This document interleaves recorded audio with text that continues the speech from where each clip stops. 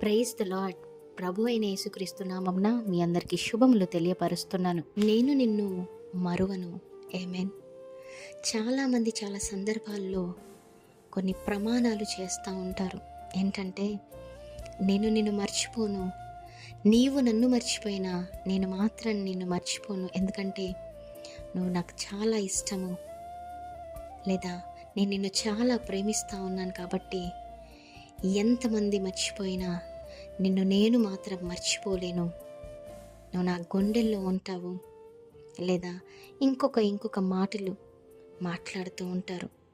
మరి కొన్నిసార్లు కొన్ని సందర్భాలలో తల్లిదండ్రులు పిల్లల్ని ఆయా సందర్భాల్లో మర్చిపోతూ ఉంటారు. పిల్లలు కూడా తల్లిదండ్రులను మర్చిపోతూ ఉంటారు. భార్య భర్తను, భర్త భార్యను, ఇలా అనేక రీత్యా డిఫరెంట్ టైప్ ఆఫ్ రిలేషన్షిప్స్లో కొన్ని సందర్భాల్లో కొన్ని మనుషులు మర్చిపోతూ ఉంటారు. అది ఏ విషయమైనా కానివ్వండి, ఏ వ్యక్తి అయినా కానివ్వండి. కానీ దేవుడు ఈరోజు నీతో మాట్లాడుతున్న మాట ఏంటంటే, ఆయన ఎప్పుడు కూడా నిన్ను మర్చిపోయే దేవుడు కాదు.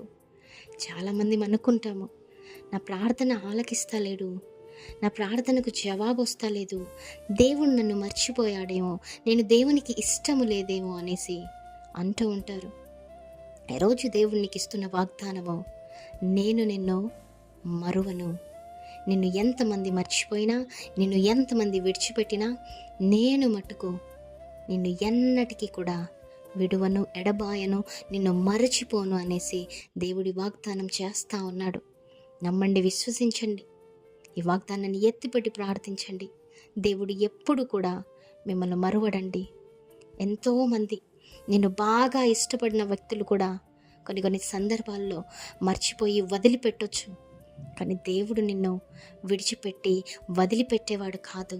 నిన్ను ఎప్పటికీ గుర్తుపెట్టుకొని ఉండే దేవుడు, ఆశీర్వదించి దీవించి నిన్ను కాపాడి రక్షించే దేవుడు మన యేసుక్రీస్తు ప్రభుల వారు.